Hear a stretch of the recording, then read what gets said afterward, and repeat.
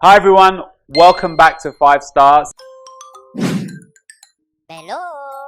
Today we have the Unit 7 test. We have a pretty cool project at the end, but as always we're going to start with a bit of a quiz. So have a look at the screen. There are some exercise fads. I know you've been learning that word in this unit. Exercise fads on the screen. Different ways that people around the world like to keep fit. Maybe some of these you know, maybe some of these you're doing. Who knows? What I want to know is, do you know which word goes with which picture? Because I'm pretty sure that's not yoga, right? So which picture is yoga? Is that right? No, it's not. So, your job is to move the words around, drag and drop to the right picture. Match pictures with the words, or rather, the words with the pictures. That's what you've got to do. So take a few minutes, maybe think about a time that you've done these exercises yourself, and maybe that will help you. Then afterwards, I'll show you the answers. Okay? Go.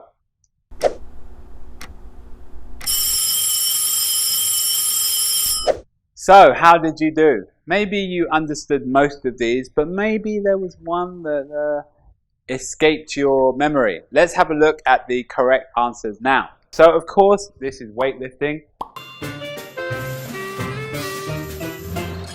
This is something that's been popular in the world for about 150 years, actually. Quite interesting story. But it was made extremely popular by bodybuilders, which is the name for people that work out in America. But now it's popular everywhere.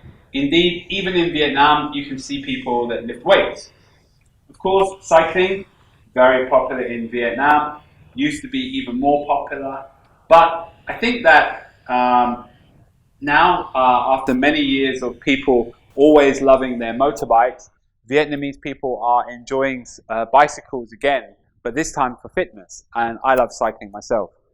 Now, maybe you weren't sure about this. This is called spinning.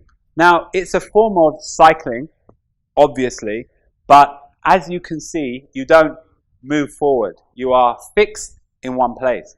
Usually, spinning classes happen in rooms with really loud music. It's extremely difficult. I have done spinning classes in my life, and they are hard work, really. Running, as old as humanity itself, but more and more people love to run for fitness. Aerobics, did you recognize this one? Aerobics is kind of dance moves to music. Indeed, now that I think about it, we see women in particular doing aerobics all over Vietnam, in parks, on the street, late at night. So I'm sure you know how aerobics looks, but maybe you didn't know the word. Finally, of course, we have yoga. Yoga comes from India. And again, yoga is very, very popular across Vietnam. Really good for health. And I have some friends in the UK that do yoga, and they look and feel incredible. Okay, now let's get started with today's review before the test, before we finally end up with the project for today. Let's have a look at what you're going to be reviewing right now. So, we're going to be reviewing substitutions, ellipsis, fads, emotional responses, and language of persuasion. As always, I'm not going to teach you again. We're just going to go over some questions, help refresh your memory, so that when the test comes, you are ready. Okay, so let's start with substitution. Okay, so let's have a look at the first slide. It says, is that a Lamborghini? I prefer the blank one. What are they called? Ferrari? So what is that word which you learned how to use, which can be used as a substitution in this sentence?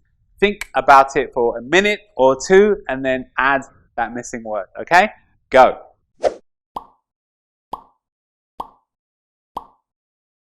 So let's have a look at the missing word. It is other. I prefer the other one, the other car company. What is it called? The other brand. Something like that. That's a substitution. Let's have a look at the next slide. Okay, let's have a look at the second slide. They didn't eat a burger and blank did we. Remember, this is a substitution. So, what can you do? You could look at the sentence, look at the picture, think about what it is that's being substituted. This is what you should also do on your test.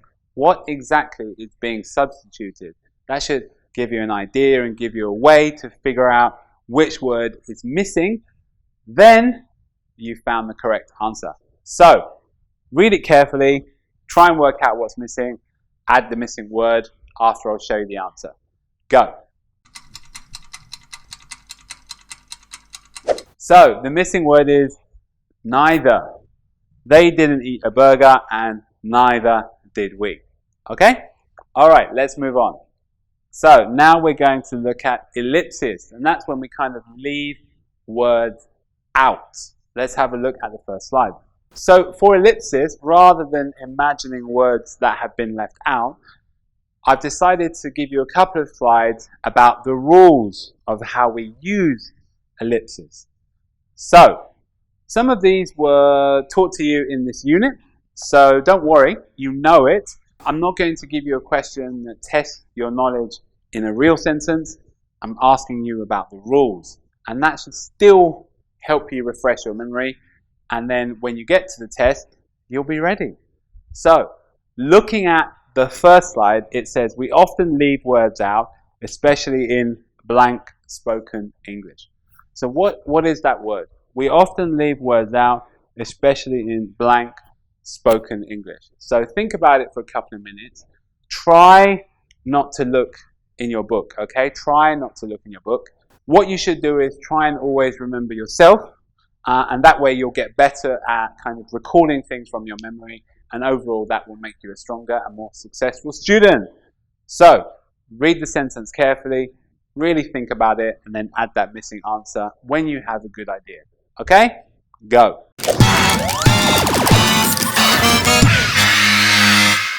So, the answer is informal. We often leave words out, especially in informal spoken English. Not so much formal, not so much when we're speaking to a teacher or a manager in a company or giving a big speech. But in informal English, when people are chatting over a coffee, pretty good. Okay, let's have a look at the second slide. Now, this one has two missing words. Just read it carefully, then add those two missing words. This is taken from the book, but I don't want you to look at the book. I want you to think about it for yourself. Okay? Go. So, the answers are subject pronouns and auxiliary verbs. Okay, so this is known as ellipses. We can omit subject pronouns, articles, auxiliary verbs, and any verb when it's clear from the context what the verb is. That's all the explanation I'm giving you. After that, for the test, you're on your own. Let's move on. So now we're going to look at fads. What is a fad? Well, as I'm sure you learned in a unit, a fad is a kind of passing craze, something that people do for a short time, usually something that becomes quite popular in society for a short time. For example, a few years ago, many people were obsessed with Pokemon, and everywhere you went, everybody was playing Pokemon. But now, only the most addicted people still play Pokemon. So Pokemon was a fad. And that's how we can use the word. So let's have a look at the first slide. So the first slide says, mega yachts are the new must-something toy for the rich. So what is the word you use in your vocabulary in this unit to describe that? What is this phrase? Must-something toy for the rich. Must-something. That's the phrase. Can you think of the word that goes there? Any idea? Think about that phrase that maybe we use in English when we're describing fads that come and go. Okay, take a couple of minutes and add that missing word.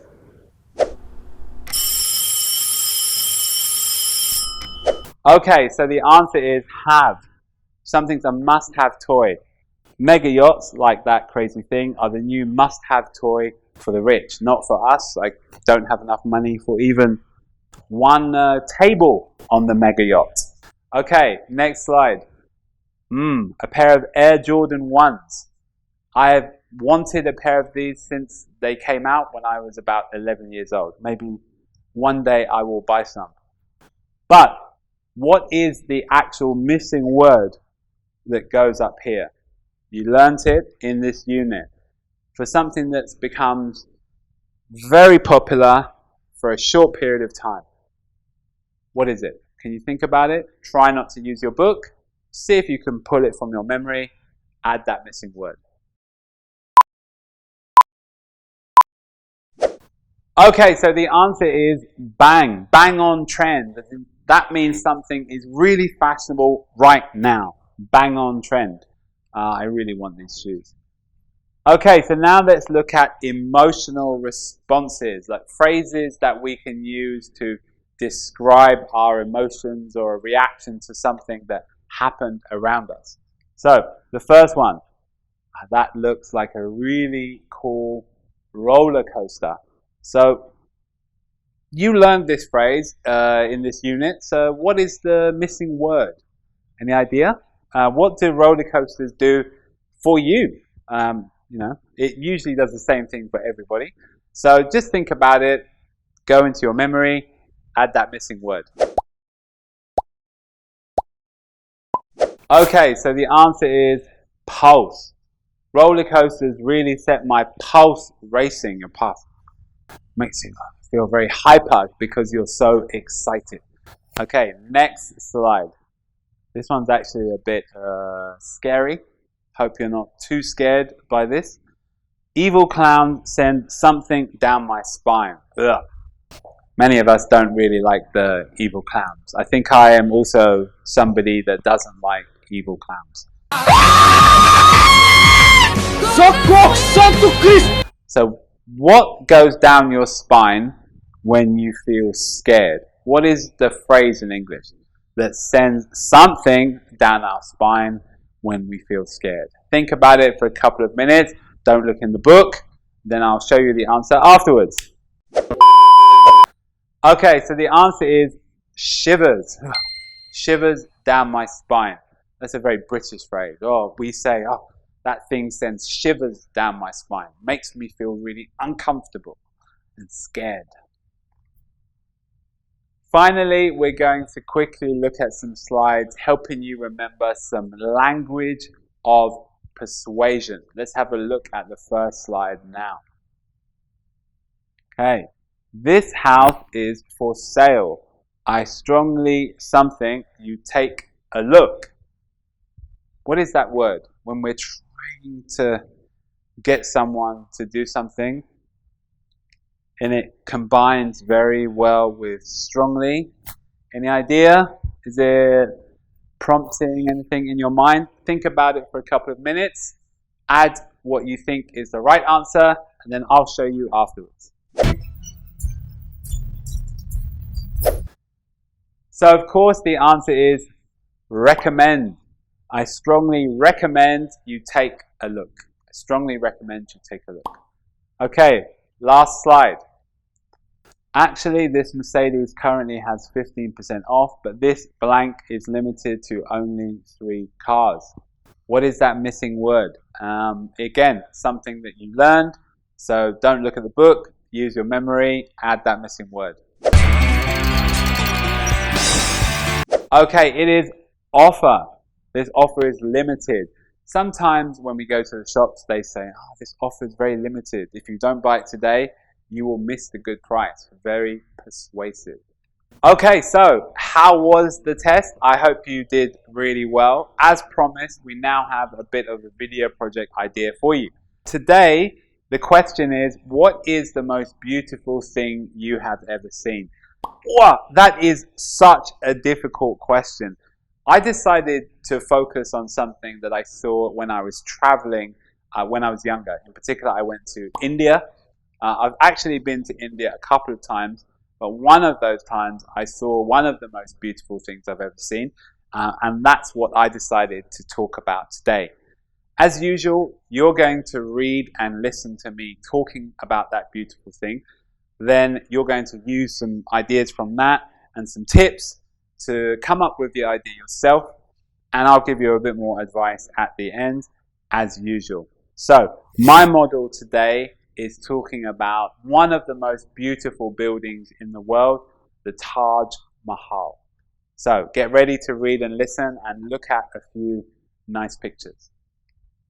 I am very lucky and have been to quite a few countries in my life so far, and I have seen some very beautiful sights. If I was to choose one, however, I think it would have to be the Taj Mahal. The Taj Mahal was a building in India dedicated to a woman who died, built by the man left behind. It's one of the most famous buildings in the world, and everyone knows how beautiful it is.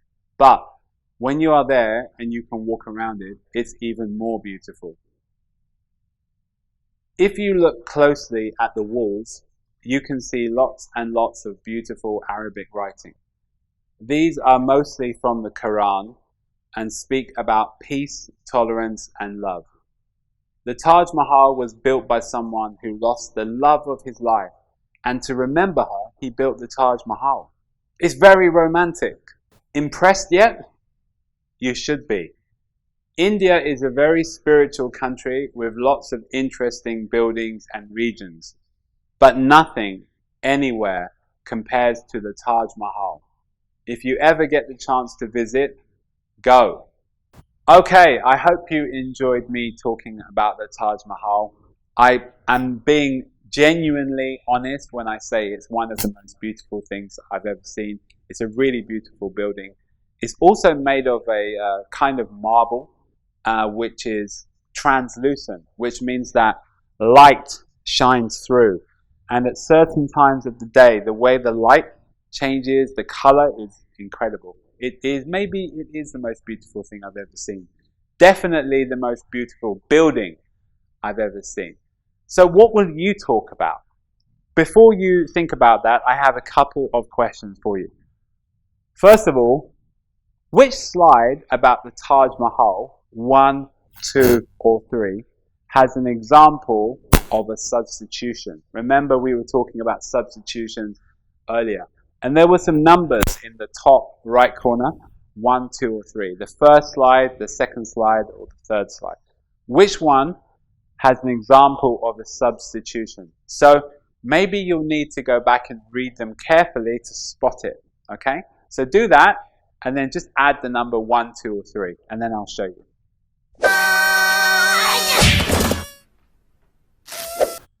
Okay, so the answer is number 1. I say here I'm very lucky and have been to quite a few countries in my life so far and have seen some very beautiful sights. If I was to choose one, however, so one beautiful sight. So, see, that's a substitution, okay? I just did that quite naturally as well. Because if you think about it, when we speak, we often do these things naturally. So you don't need to think too much about doing it perfectly. It comes normally. Next question. Which slide, 1, 2, or 3, has an example of ellipsis? Again, we were talking about ellipsis in this unit, and we also talked about it in the review. So go back and read those slides, 1, 2, or 3, carefully, and see which one do you detect an ellipsis. Maybe harder to see because it's about words that are not used, right? Okay, I'll show you in a moment.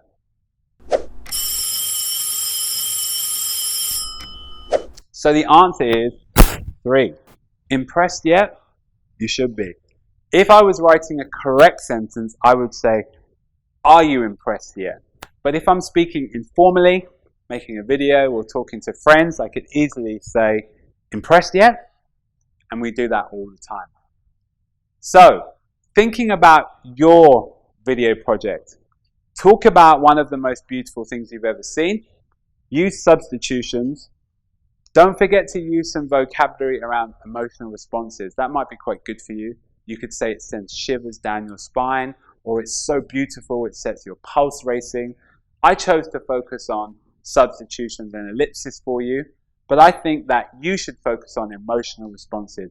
That combined with pictures, or at least your dialogue, may make this video kind of a bit more powerful. Any other grammar or vocabulary from Unit 7 you want to use, that's fine. As always, speak from notes, not a script. Look into the camera, smile and show us your whole face. If you are sitting there thinking, I don't know what is the most beautiful thing I have ever seen, then don't worry. Just talk about something that you think is beautiful. It doesn't have to be the most beautiful thing. It can be in your hometown, it can be in Vietnam, it can be anywhere in the world. I decided to talk about the Taj Mahal, which is in India. I'm from the UK. So it doesn't have to be anything you know or anything you've seen. It can be something you've seen on TV. So I'm really interested in hearing what you're going to write about and watching you talk about it. Well done for today. You've got another test under your belt. You've learned so much already, and I look forward to what we're going to teach you in the second half of the course. Be good, be well, and see you soon.